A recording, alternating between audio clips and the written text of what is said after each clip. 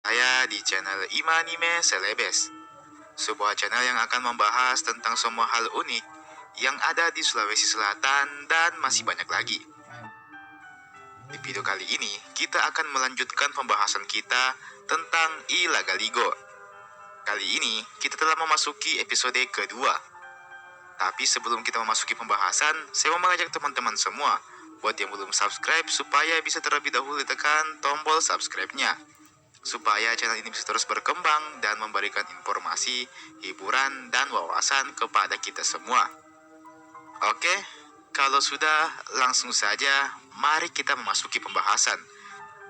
Inilah dia Ilagaligo Series episode kedua. Pada episode kali ini, cerita bermula ketika sang Patotoe di suatu hari sedang memperhatikan tingkah laku dari putra pertamanya. Ada keunikan yang terdapat dalam diri putra pertamanya ini. Dialah sang Latoge Langit, anak pertama dari sang Patotoe yang memiliki sikap dan perilaku yang mirip dengan manusia.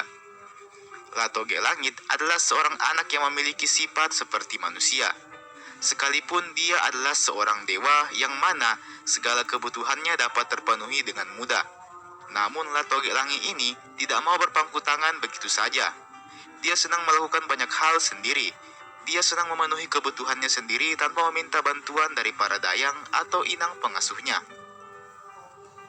Sambil mengamati perilaku Latoge Langit ini, dalam benak sang Patotoe pun terbesit sebuah kalimat. Latoge Langit adalah manusia setengah dewa. Demikian gumamnya dalam hati. Meski begitu, lamunan sang Patotoe ini kembali terpecahkan ketika dia mengingat nasib bumi saat ini. Bumi saat ini terlihat begitu mubasir dan sia-sia tanpa adanya seorang pemimpin. Bumi mubasir kalau tidak ada penghuninya. Kasihan matahari yang selalu bersinar di siang hari, serta bulan dan bintang yang selalu bersinar di malam hari. Demikian pikir sang Patotoe. Karena terus kepikiran dengan nasib bumi ini, sang Patotoe pun akhirnya bangun agak kesiangan. Meski begitu, segala urusan dan aktivitas lainnya telah dikerjakan oleh para dewa pembantunya. Salah satunya adalah sang matahari yang menyinari kerajaan bumi. Sebenarnya, dewa yang mengatur matahari, bulan, serta bintang-bintang ini merasa bahwa hal yang dilakukannya ini percuma saja. Untuk apa menyalakan lampu yang terang benderang ini padahal rumahnya sendiri adalah rumah kosong? Demikian pikir para dewa yang bertugas menjaga tata surya. Meski begitu, para dewa penjaga tata surya ini mau tidak mau tetap harus melaksanakan tugasnya. Dikarenakan apabila mereka lalai, maka kerajaan bumi ini akan menjadi kacau dan hancur. Apabila itu terjadi, maka akan sangat berdampak pada kerajaan langit dan juga Pertiwi. Karena kerajaan bumi adalah penyangga dari kerajaan Pertiwi dan juga kerajaan langit. Ketika sang Patotoe terbangun dari tidurnya, dia sejenak berusaha untuk meregangkan otot-ototnya. Kemudian, dia mendapati ada suara berisik dari luar jendela istana. Dia menoleh sejenak dan mendapati para pasukan antar dewa sedang asik latihan dan beradu satu sama lain. Salah satu yang menarik perhatian sang Patotoe adalah puteranya, yakni Latoge Langit yang ikut berlatih di sana. Sang Patotoe tersenyum seakan bangga dengan putranya yang mau repot-repot berlatih. Padahal sebenarnya, tanpa berlatih pun dia sudah pasti akan menang karena berkah yang diterimanya sebagai anak dari sang Patotoe. Tak ayal hal ini semakin meyakinkan sang Patotoe bahwa anaknya ini sangatlah cocok untuk menjadi pemimpin di kerajaan bumi. Sikap dan perilakunya seperti menggambarkan rumus kehidupan itu sendiri, yakni Resopa temangengi nama lomo naletei pamase dewata sewae, yang artinya hanyalah orang yang bekerja keras dan ikhlas yang akan diberikan berkah oleh sang Patotoe. Sang Patotoe terus tersenyum sambil menyaksikan putranya berlatih melawan Latau Pence dan Latau Bulen, dua orang panglima perang bala dewa. Hebatnya lagi, Latoge Langit mampu mengalahkan keduanya sekaligus. Untuk keahlian di bumi, memang semuanya butuh latihan dan ketekunan. Sang Patotoe kembali membatin dalam hatinya. Sang Patotoe pun kemudian beranjak menuju jendela lainnya untuk melihat gelanggang sabung ayam. Namun, alangkah terkejutnya dia ketika mendapati gelanggang sabung ayam tersebut dalam keadaan yang kosong. adalah Ruma Makompong dan Rukeleng Bopa, dua bersaudara yang seharusnya bertugas sebagai penjaga ayam, namun mereka justru tidak ada di tempatnya. Sang Patetoe pun akhirnya murka dan menanyakan kemana perginya dua orang penjaga ayam tersebut. Namun nampaknya para penjaga dan semua penghuni kerajaan tidak ada yang tahu kemana mereka berdua pergi. Belum selesai satu masalah, tiba-tiba bumi bergemuruh, seolah menandakan bahwa ada makhluk yang sedang turun ke bumi tanpa seizin Sang Patetoe.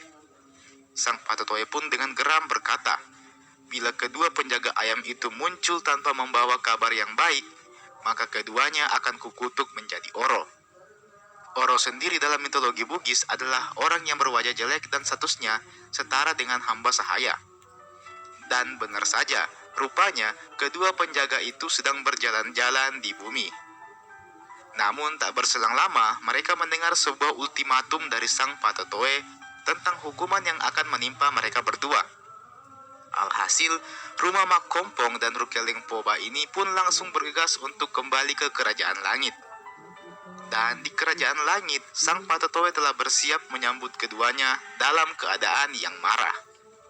Kedua penjaga itu pun disambut dengan amarah dari Sang Patetoe. Kalian dari mana saja? Sudahkah kalian melakukan tugas? Kalian tahu bahwa apabila kalian membiarkan ayam-ayam itu berkeliaran dan sampai turun ke bumi sebelum waktunya, maka kelak ayam-ayam tersebut akan menjadi monster yang sangat menakutkan bagi para manusia nantinya. Mendengar hal itu, kedua penjaga tersebut hanya bisa terdiam tanpa bisa membalas sepatah kata pun. Sang Patetoe kemudian melanjutkan ucapannya. Aku sudah memutuskan bahwa manusia akan menjadi makhluk pertama yang akan menghuni bumi, dan makhluk lain yang datang setelahnya hanyalah akan menjadi penopang kehidupan manusia.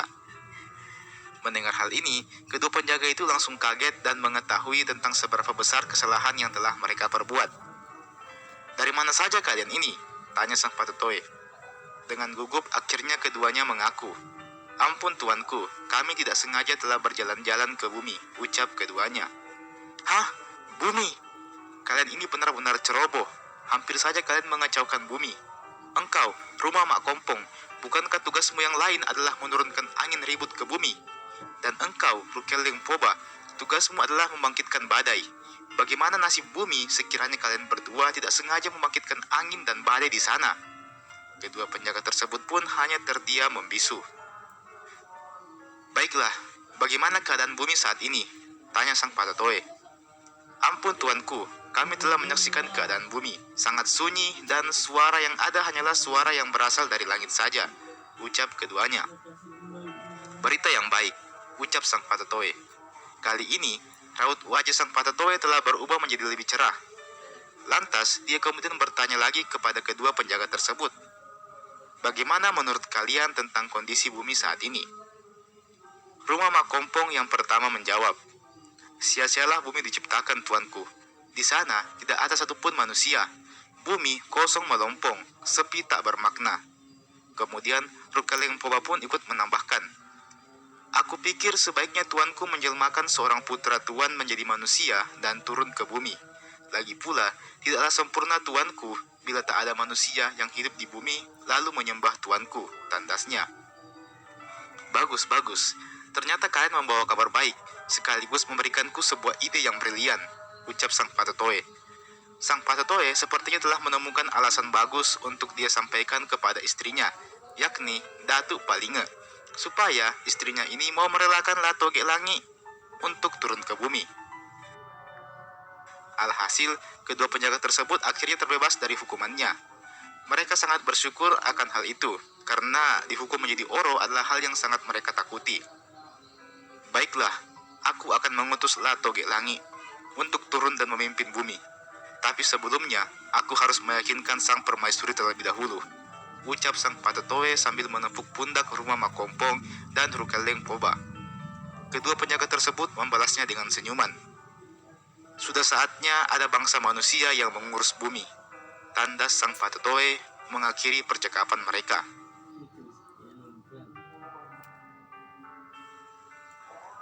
Dan teman-teman, itulah tadi episode kedua dari Ila Galigo series ini. Kita masih akan lanjut ke episode ketiga, mungkin beberapa hari setelah video ini saya upload. Jadi stay tune di channel ini, oke?